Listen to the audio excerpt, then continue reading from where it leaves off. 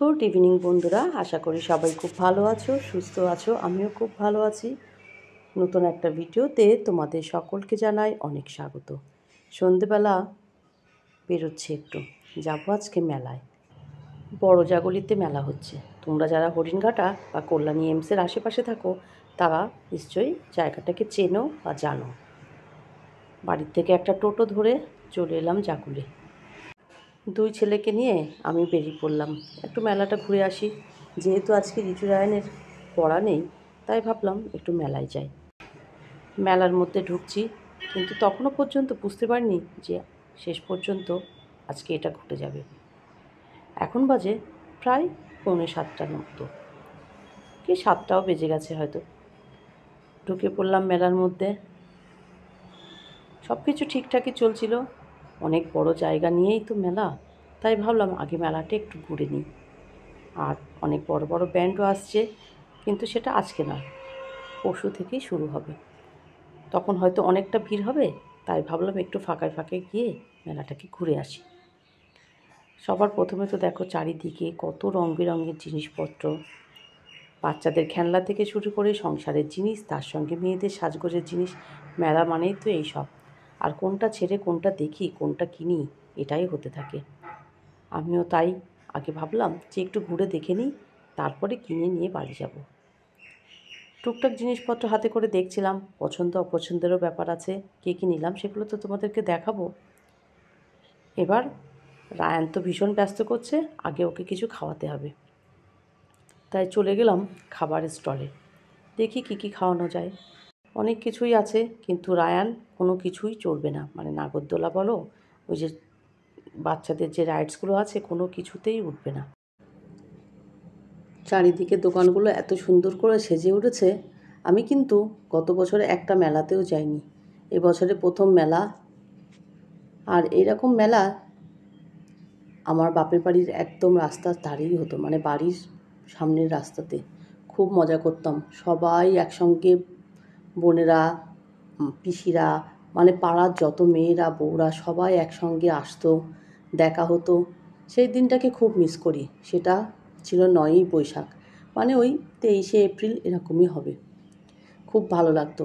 কিন্তু ইদানিং করোনার পর থেকে সেই মেলাটা একদমই বন্ধ হয়ে গেছে। ছোটোবেলা থেকেই দেখতাম যে একটা মেলা কত সুন্দর লাগতো, সবাই মিলে অপেক্ষা করতাম বছরের ওই দিনটার জন্য, যে বাড়ির সামনে কবে ওই মেলাটা হবে। কিন্তু এখন তো বন্ধ হয়ে গেছে, তাই আর বাপের বাড়িতে সেই মজা, মানে মেলার সেই আনন্দটা আর উপভোগ করতে পারি না। খুব মিস করি সেই দিনগুলো। যদি মনে হয় আবার ওখানে মেলা হতো, আমরা সবাই মিলে 3-4 দিন একসঙ্গে থাকতে পারতাম। যাই হোক, কী আর করা যাবে, পরিস্থিতি সব কিছু পাল্টে দেয়। এদিকে দোকানে দেখো, ভাবছি কোনটা নেব কোনটা দেখব।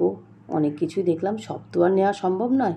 কিছু কিছু জিনিস দেখলাম আর ভাবছিলাম ঠিক আছে দেখে যাই, যাওয়ার পথে নেব। কিন্তু এটাই আমার ভুল হয়েছে, দেখার সঙ্গে সঙ্গে আমার কিছু জিনিস নিয়ে নেওয়া উচিত ছিল। কারণ প্রচণ্ড ঝড় আর বৃষ্টি শুরু হয়ে গেছিলো। সেটা তোমরা আস্তে আস্তে দেখতে পাবে। এখনও পর্যন্ত কিন্তু কিছুই মনে হয়নি যে ঝড় উঠতে পারে। বাড়ির থেকে যদি দেখে যেতাম যে আকাশটা মেঘলা বা বিদ্যুৎ চমকাচ্ছে বা কিছু একটা দেখতাম, তাহলে হয়তো কখনোই বেরোতাম না। চলে এলাম খাবারের স্টলের দিকে। আগে ওদেরকে একটু কিছু খাইয়ে নেব, তারপরে আবার কেনাকাটা করব। কারণ রায়ান ভীষণ বিরক্ত করছে, খেলনা কিনে দিতে হবে আর খাওয়া দাওয়া করাতে হবে। সবার আগে চলে এলাম মোমোর দোকানে। 1 প্লেট মোমোর অর্ডার দিলাম। বললাম যদি ভালো লাগে তাহলে আর 1 প্লেট নিয়ে নেব। 1 প্লেট নিয়ে আমরা খেতে বসেছি। তখনও পর্যন্ত ঠিকঠাক ছিল, একটু সামান্য হাওয়া উঠেছিল। ভাবলাম যে হয়তো সারাদিন এতটা রোদ ছিল, গরম ছিল, তাই হয়তো একটু হাওয়া হচ্ছে।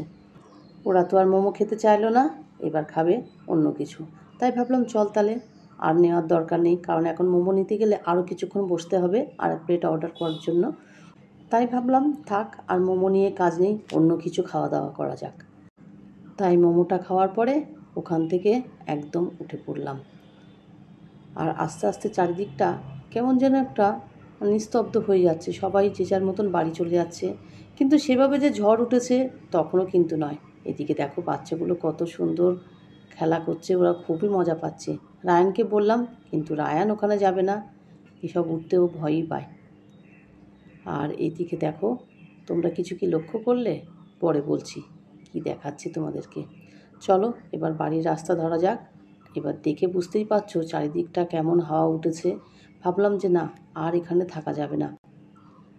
চারিদিকটা দেখো কেমন ঝড়ে সব কিছু দুলতে শুরু করেছে। যাওয়ার পথে দেখা হয়ে গেল ভাইরাল দিদি অপরাজিতার সঙ্গে। দিদির সঙ্গে তো দেখা হয়ে গেল, কথাবার্তা বললাম, বেশ খানিকক্ষণ কথা বললো। তারপরে তো একটা ছবি তুলতেই হয়। আর ভালোই লাগলো, ঝড় বৃষ্টির মধ্যেও যে দিদির সঙ্গে দেখা হয়ে গেল, ভালোই। এদিকে তো ফুচকাও খাচ্ছে দিদি, ঘোরাঘুরি করছে। আর আস্তে আস্তে ঝড়টা কিন্তু একটু কমেছে, ঝড় মানে হাওয়াটাই কমেছে। তাই ভাবলাম থাক আর একটুখানি ঘুরে বাড়িতে যাব। তাই এদিকে চলে এলাম পাপড়ি চাট খেতে। আর এদিকে দেখো আস্তে আস্তে মেলার ভিড়টা কিন্তু একটু কমছে। আর এদিকে পাপড়ি চাট তো নিয়ে নিয়েছি। রায়ান এই প্রথম পাপড়ি চাট খাচ্ছে, মানে ওর বয়সে ও এই প্রথম পাপড়ি চাট খাচ্ছে। কীভাবে খেতে হয় জানে না, আমি ওর দিকে তাকিয়েছিলাম, তারপরে বলে দিলাম। রিজুও চলে এলো। এবার আমরা পাপড়ি চাট খেয়ে বাড়ির দিকে রওনা দেব। পাপড়ি চাট খেয়ে যাওয়ার পথে একটা করে আইসক্রিম নিয়ে নিলাম। এবার খেতে খেতে যাচ্ছি, কিন্তু হঠাৎ করে যে কি প্রচণ্ড ঝড় আর বৃষ্টি শুরু হয়ে গেল। মানে যে যেদিকে পারছে দৌড়াদৌড়ি করছে, আমি দুটো বাচ্চাকে নিয়ে ওইভাবে দৌড়াচ্ছি। ছাতাও তো বাদ মানছে না, ছাতা বন্ধ করে দৌড়ে একটা শেডের নিচে গেলাম। তারপরে তো ওখানে প্রায় 15 থেকে 20 মিনিট দাঁড়িয়ে থাকলাম। যেমন ঝড় তেমন বৃষ্টি, কি করব বুঝে উঠতে পারছিলাম না। রায়ান তো কেঁপেই চলেছে আর কেঁদেও চলেছে। যাই হোক, তারপরে ওই ভিজে অবস্থায় একটা গাড়ি পেলাম। মানে কোনো রকমভাবে বাড়িতেও যোগাযোগ করতে পারছি না, কারণ প্রচণ্ড ঝড় হচ্ছে, ওরাও তো বাড়ি থেকে আসতে পারবে না। তাই সামনে দিয়ে একটা অটো যাচ্ছিল, সেই অটোতে উঠলাম, উঠে সোজা বাড়ি চলে এলাম। এই তো আজকে ঝড় বৃষ্টির মধ্যে দিয়েও ভাইরাল দিদির সঙ্গে দেখা হয়ে গেল, ভালোই লাগলো মেলাটা ঘুরে। আজ আর ভিডিওটা বড় করলাম না, আজ তাহলে এই পর্যন্ত। আমার এই ভিডিওটা যদি তোমাদের ভালো লেগে থাকে, please like, comment, share and subscribe করো। সবাই খুব ভালো থেকো, সুস্থ থেকো।